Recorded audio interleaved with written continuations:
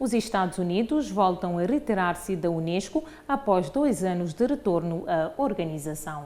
A decisão anunciada pelo Departamento de Estado marca a terceira saída norte-americana da organização.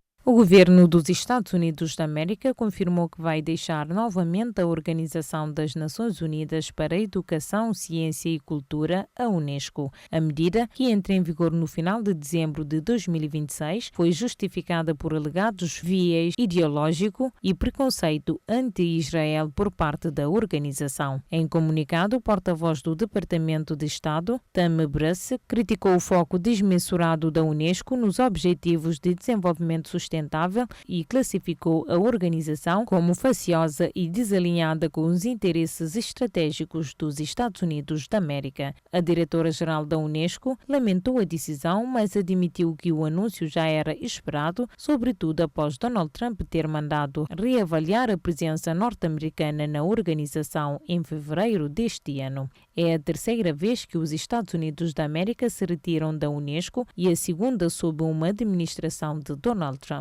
Em 2017, o ex-presidente justificou a saída com base no alegado viés anti-Israel. Os Estados Unidos só voltaram em 2023 por iniciativa da administração de Joe Biden. Fontes da Casa Branca revelaram que a decisão atual também teve como base críticas a iniciativas da Unesco, como a classificação de sítios palestinianos como património mundial, a referência à ocupação dos terrenos por Israel e programas sociais voltados para a igualdade de género.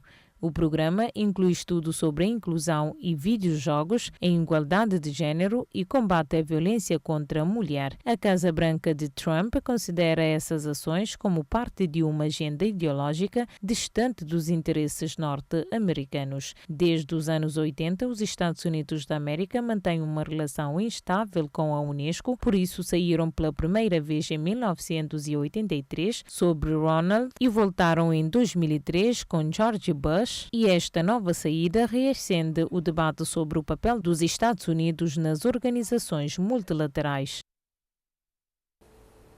Já é oficial. Os Estados Unidos passam a cobrar taxa extra de $250. Uma taxa que vai incidir sobre vistos de visitantes. Os Estados Unidos vão cobrar uma taxa adicional de pelo menos $250, 213 euros ao câmbio atual, sobre os vistos de todos os estrangeiros que entrem no país como visitantes, incluindo estudantes, e a taxar pedidos de asilo. A taxa sobre vistos de visitantes, aprovada na recente lei orçamental do presidente Donald Trump, será adicionada às taxas já estabelecidas. Designada taxa de integridade do visto, destina-se a todos os estrangeiros que entrem no país com um visto de não imigrante, incluindo turistas, vistos de negócios e estudantes internacionais. Segundo a nova lei, os titulares de vistos sujeitos à taxa poderão ser reembolsados posteriormente, desde que cumpram as restrições de visto, como a saída do país até 5 dias após o mesmo expirar. No entanto, a lei não especifica como os titulares de vistos podem solicitar o reembolso da taxa, nem como será cobrada, adianta a CBS. A taxa será ajustada à inflação e o pagamento será exigido no momento da emissão do visto, sem isenção de taxas para pessoas com baixos rendimentos. A lei também impõe aumentos nas taxas para outros pedidos de imigração. Segundo cálculos da CBS, os requerentes de visto de estudante que já precisam de pagar uma taxa de candidatura de $185 e uma taxa de $350 para o programa de estudantes e visitantes de intercâmbio, terão de pagar pelo seu visto um total para $785, incluindo a taxa adicional de $250. O AIC afirmou em comunicado que estas taxas elevadas bloqueiam o acesso a estes serviços para as pessoas que não podem suportar os pagamentos extras.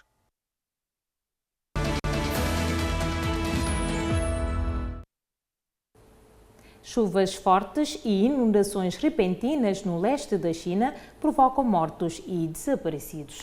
A tragédia aconteceu durante a madrugada desta terça-feira e as operações de busca continuam.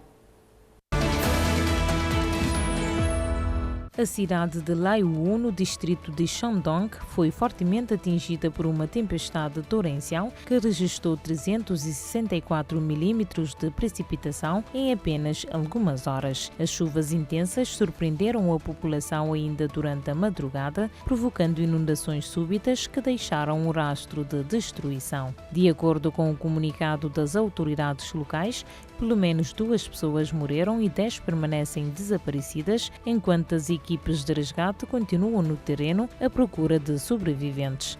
Foram ainda destruídas 19 habitações, deixando dezenas de famílias desabrigadas. As ruas ficaram completamente alagadas, veículos foram arrastados pela correnteza e moradores retirados das zonas de risco. Nos últimos anos, a China tem enfrentado um aumento de eventos climáticos extremos. Em 2023, as inundações em Pequim causaram mais de 30 mortes. Já em 2021, chuvas históricas na província de Henan provocaram quase 400 vítimas mortais, tragédia essa que o governo chinês atribuiu à falta de preparação das autoridades locais. As autoridades chinesas reforçaram o alerta para novas precipitações na região e pediram à população que evite áreas de risco.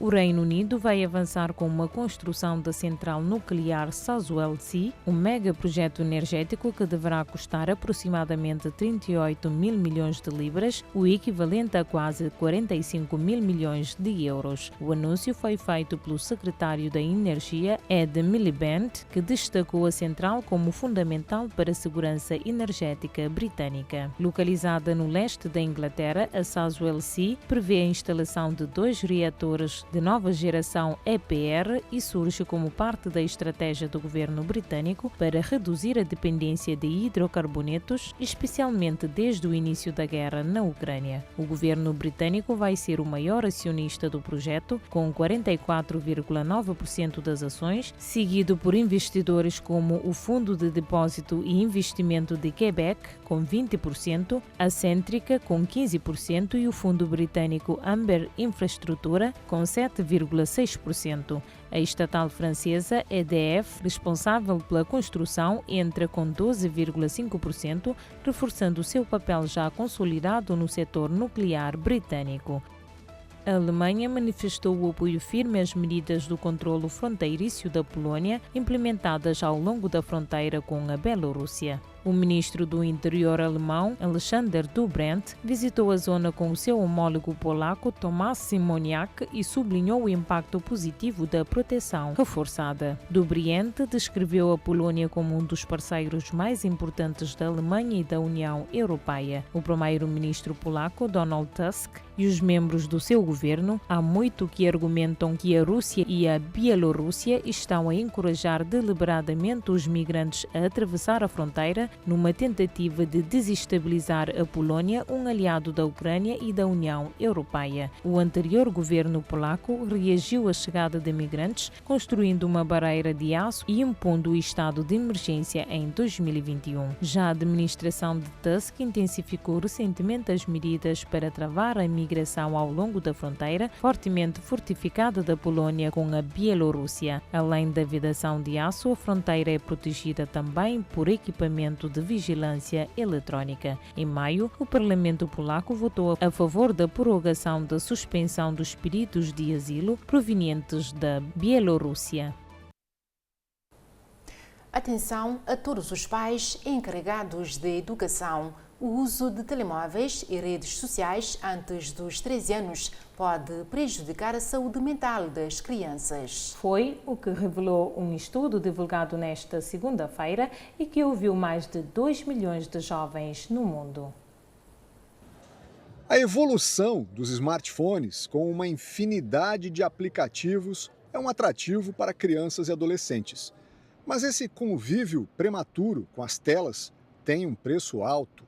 Pesquisadores americanos concluíram que o uso dos celulares e das redes sociais por menores de 13 anos pode causar uma série de distúrbios, especialmente para as meninas.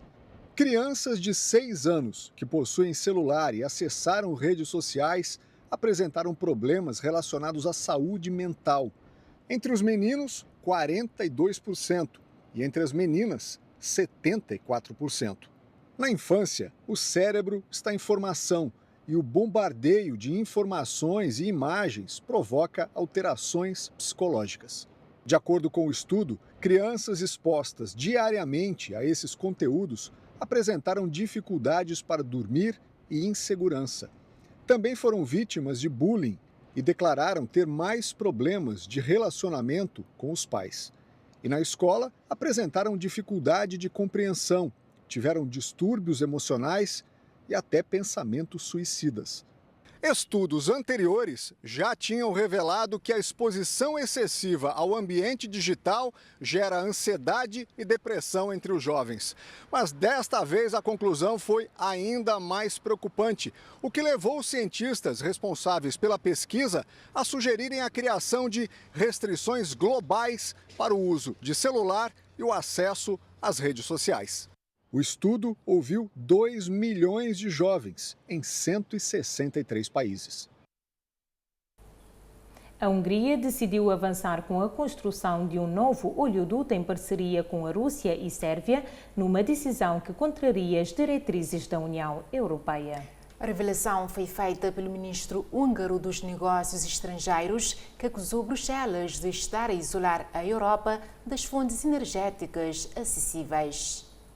Nas redes sociais, Péter Szijjártó confirmou que Budapeste, Belgrado e Moscovo estão a cooperar para construir um oleoduto de 180 quilômetros que ligará a Hungria à Sérvia, com previsões de estar operacional em 2027. O projeto surge num contexto de crescentes sanções europeias contra a Rússia, nomeadamente contra o setor energético. Ainda nesta sexta-feira, Bruxelas aprovou o 18º pacote de sanções, incluindo um teto de preços para o petróleo russo e o bloqueio das transações futuras ligadas aos oleodutos Nord Stream. Péter declarou que a Hungria não será vítima das decisões desastrosas de Bruxelas e que não vão permitir que as famílias húngaras paguem 4 vezes mais na fatura de energia. Para o governador húngaro, a resposta à crise energética não está no corte de relações, mas sim no alargamento de rotas e fontes de fornecimento. Em contramão à política europeia, a Hungria continua a apostar na cooperação com Moscou, priorizando a segurança energética interna. A decisão promete gerar polêmica e pode aumentar o isolamento de Budapeste dentro do bloco europeu.